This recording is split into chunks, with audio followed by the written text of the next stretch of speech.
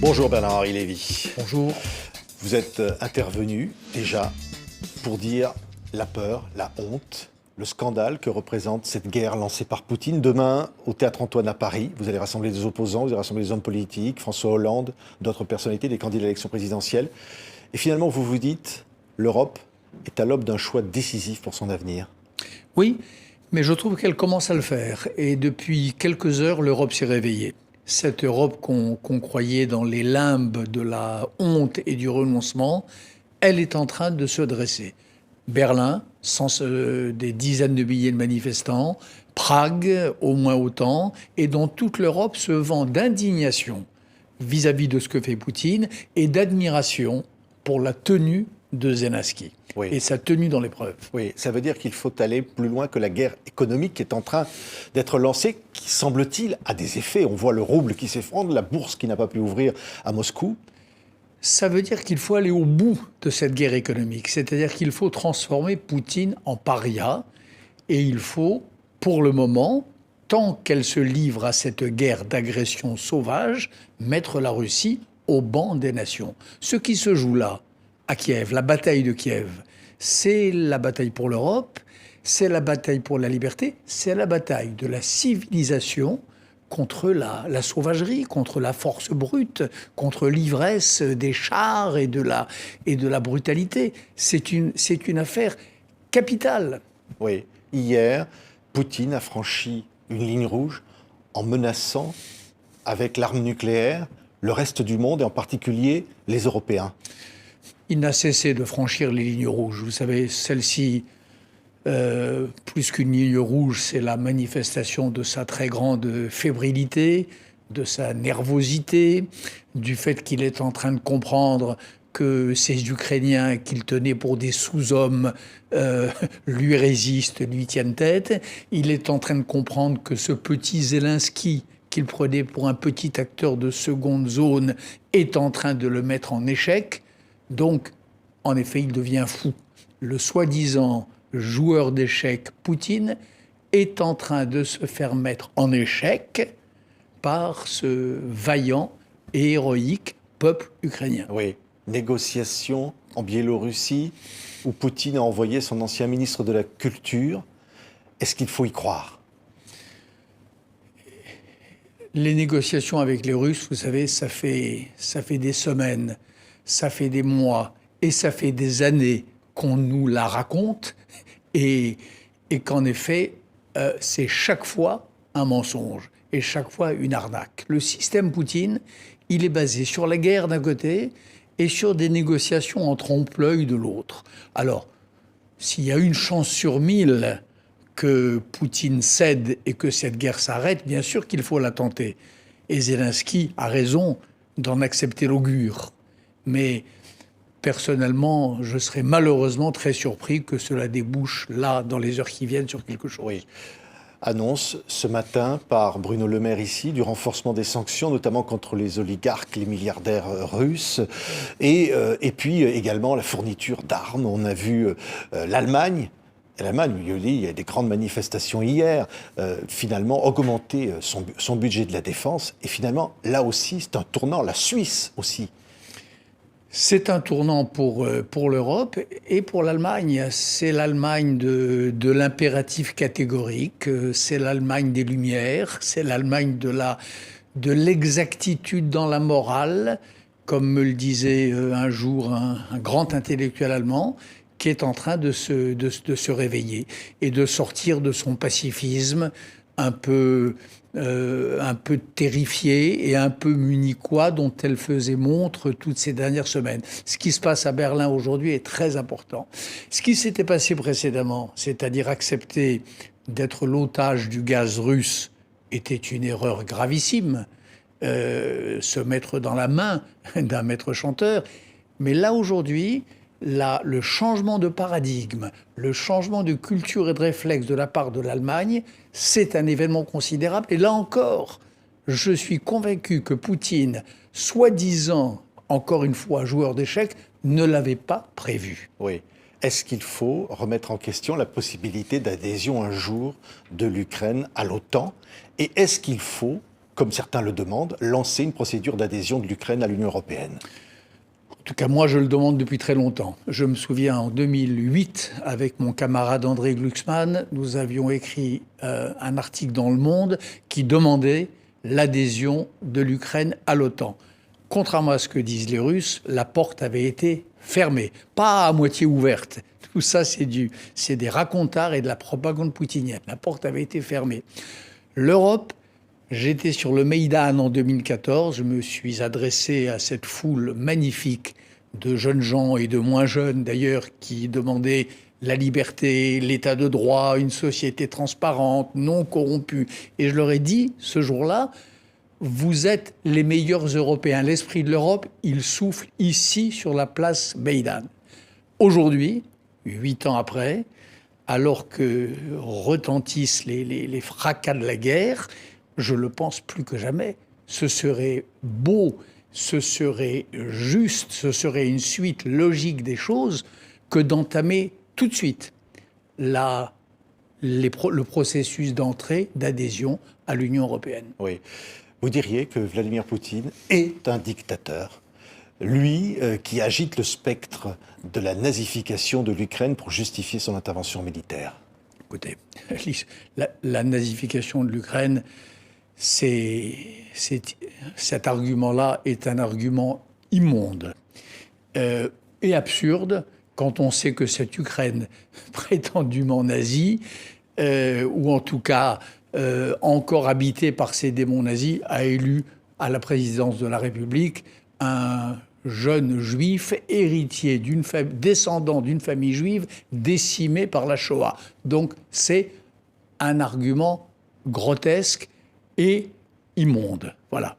Oui. Et vous diriez de Poutine qu'il faut le qualifier de dictateur aujourd'hui? Mais ça, hélas, ce n'est pas nouveau. Ça fait 20 ans que les dissidents russes nous le disent. Ça fait 20 ans que les opposants qu'ils faisaient buter jusque dans les chiottes, comme ils le disaient élégamment, ou sur les marches du Kremlin, comme Boris Nemtsov, dont c'était, je crois, hier l'anniversaire de l'assassinat. Ça fait 20 ans qu'ils nous le disent. Boris Nemtsov, Anna Politkovskaya, Alexei Navalny, tentative d'empoisonnement, parce que lui aussi mettait sur la place publique les preuves de la corruption de Poutine, les preuves de la nature kleptocratique de son régime et les preuves de sa dictature. Donc ça, nous le savons, rien de neuf sous ce soleil noir-là. Dictateur, il est depuis son arrivée au pouvoir, depuis sa sortie du FSB et son entrée au Kremlin. Oui. Qu'est-ce qui peut se passer après Bernard-Henri Lévy, avec Poutine toujours à la tête de la Russie? Est-ce que d'autres relations un jour sont possibles ou est-ce qu'il n'y aura pas d'autre solution que d'imaginer qu'il puisse être renversé d'une manière ou d'une autre? Vous savez, il me semble que dans le monde d'aujourd'hui, les choses parfois donnent le sentiment d'un éternel retour terrifiant, et puis parfois quand même il y a des petits progrès. Les dictateurs de cette nature finissent rarement des jours tranquilles dans leur palais doré. Vous savez, je n'exclus pas que Poutine finisse un jour comme Slobodan Milosevic ou comme le dictateur soudanais al-Bashir. Je n'exclus pas cela. Je n'exclus pas qu'il soit traduit devant des cours pénales, devant la Cour pénale internationale. Je n'exclus pas que, comme d'autres dictateurs avant lui, des gens de son premier cercle finissent par trouver que la tragédie a assez duré et que c'est la Russie, grand peuple et grand pays, paye un prix trop cher pour la folie d'un homme, pour sa volonté de puissance, pour son hubris. Tout ça est possible. Révolution de palais, tribunal international, et puis le peuple russe. Ce qui est magnifique aussi dans cette histoire, les Ukrainiens sont magnifiques, mais les Russes, qui descendent dans la rue, eux aussi par milliers, qui se font matraquer, qui se font emprisonner, qui prennent le risque de la torture pour dire leur refus de la guerre. Cela aussi, leur nombre va augmenter. Et entre leurs mains aussi est peut-être le sort de Vladimir Poutine. Beaucoup de choses sont possibles lorsque cette guerre d'Ukraine sera terminée. On a entendu des personnalités politiques, notamment lorsque vous avez eu un débat avec Dominique de Villepin, l'ancien Premier ministre français, qui vous reprochait d'être trop va-t-en-guerre sur ces questions-là. Au fond, il y a une ligne aussi de rupture sur ces sujets. Moi, je suis va-t-en-paix. Moi, je veux la paix à Kiev. Je rêve de voir ce peuple ukrainien qui a payé si cher les folies de l'histoire au XXe siècle, réaliser son rêve de vivre prospère, libre, arrimé à l'Europe et en paix. Moi, c'est ça dont je rêve. Je voudrais que cette guerre s'arrête. Je voudrais cesser de voir ces images d'enfants apeurés, de familles dans la neige bloquées aux frontières, de femmes qui viennent d'accoucher dans des caves. Moi, c'est ça que je veux. C'est pas la paix. Voilà. Il ne s'agit pas d'être va-t-en-guerre. Il s'agit de savoir comment on en revient à la paix. Cette guerre, déclenchée par Poutine, elle n'avait aucun sens. Rien ne l'a motivée. Aucun casus belli, aucune agression du peuple ukrainien ou de son État contre la Russie. Il faut que cela cesse. Oui.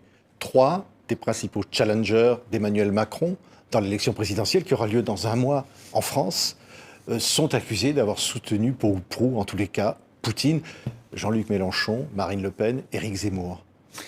Ce n'est pas une accusation, c'est un fait. Et c'est une erreur, c'est un fait, c'est une faute morale, c'est sans doute une erreur politique. Et puis c'est la preuve peut-être qu'ils ont un sens très relatif de l'intérêt national. Ces grands patriotes qui font l'éloge d'un ennemi de la France, d'un ennemi de l'Europe, d'un ennemi de nos valeurs, d'un homme qui, au premier revers, dans une guerre qu'il a déclenchée, agite la menace ultime et a le doigt sur le bouton que nous savons, ces candidats-là, je pense qu'ils se sont mis un peu plus encore hors du jeu républicain. Oui. Et vous diriez, en revanche, qu'Emmanuel Macron joue son rôle de chef de l'État, même s'il va être candidat dans quelques jours, malgré cette difficulté? Écoutez, je trouve très franchement qu'il s'est magnifiquement conduit depuis le début.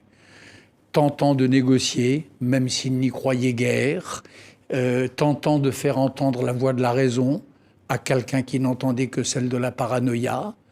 Et lorsqu'il finit par comprendre qu'il n'est pas entendu, oui. Eh bien, menant le front de la résistance morale à cette guerre ignoble. Donc la France, là, est à la hauteur d'elle-même, elle est à la hauteur de son destin. Et Macron, au secours de ce Gavroche devenu Danton, qu'est Zelensky. Zelensky, c'est l'enfant bara de la Révolution française, devenu le général Carnot.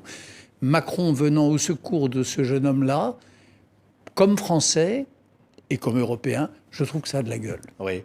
Vous allez réunir, je le disais, demain à 17h au Théâtre Antoine à Paris, des opposants, des personnalités politiques.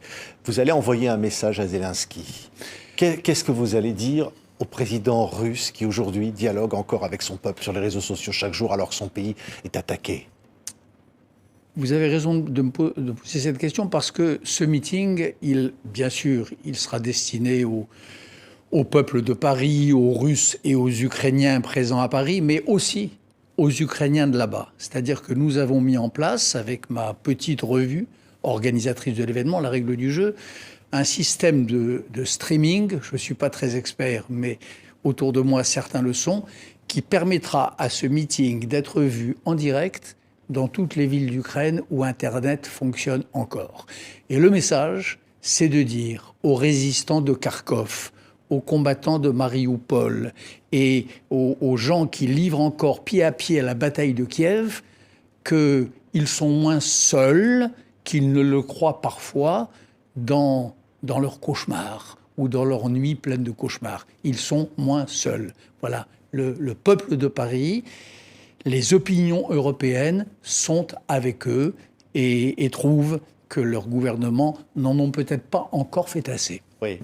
Vous diriez que c'est à nous tous que Poutine a déclaré la guerre? C'est à l'Europe, au-delà? Oui. Pour deux raisons. La première, c'est parce que si la première ligne ukrainienne cède, pourquoi est-ce que ce ne serait pas le tour des pays baltes ou de la Pologne, qui l'a plusieurs fois déjà menacé dans le passé? Je l'ai souvent dit dans mes chroniques du Point. Et puis ensuite, parce que aujourd'hui, le souffle de l'Europe, le cœur battant de l'Europe, l'incarnation des valeurs européennes, je suis désolé, tout ça, ça se trouve plus à Kiev que dans des capitales de l'Europe souvent frileuses, incrédules de ses propres valeurs et en arrière de la main. Donc oui, bien sûr, l'esprit de l'Europe, il est à Kiev et c'est contre cet esprit-là que Poutine a lâché la force nue et implacable qu'il croit avoir. Oui. Et dont vous dites, il ne peut pas gagner. Est-ce qu'il y a au moins un risque qu'il gagne? Vous savez, depuis 4 jours, je me réveille chaque matin ou chaque nuit. Je me précipite sur mon ordinateur ou mon téléphone portable dans la peur d'une mauvaise nouvelle. Depuis que Zelensky a fait ses adieux à ses homologues du Conseil de l'Union européenne, depuis qu'il leur a dit « Vous savez, c'est peut-être la dernière fois que vous me voyez vivant », bien sûr que les amis de l'Ukraine et, dans mon cas, les amis de Zelensky tremblent. Je tremble tout le temps d'apprendre que le pire est arrivé, bien sûr. Quand je le vois dans les rues de Kiev, tête nue, entouré de ses conseillers, de ses généraux, comme un jeune Churchill dans les rues des quartiers pauvres de Londres à l'époque du Blitz, bien sûr que je tremble. Mais en même temps, je ne sais pas, j'ai foi dans les forces de l'esprit, les forces du courage, les forces de la vérité et les forces de l'Europe telles que ce jeune homme aujourd'hui les incarne. J'ai foi en cela, mais je vous dis cela avec crainte et tremblement, bien sûr. Merci beaucoup, Bernard-Henri Lévy. Je rappelle donc demain, avec la règle du jeu, votre revue au Théâtre Antoine à partir de 17h à Paris, SOS Ukraine, un grand rassemblement. Merci beaucoup, Bernard-Henri Lévy, d'avoir été avec nous. Merci.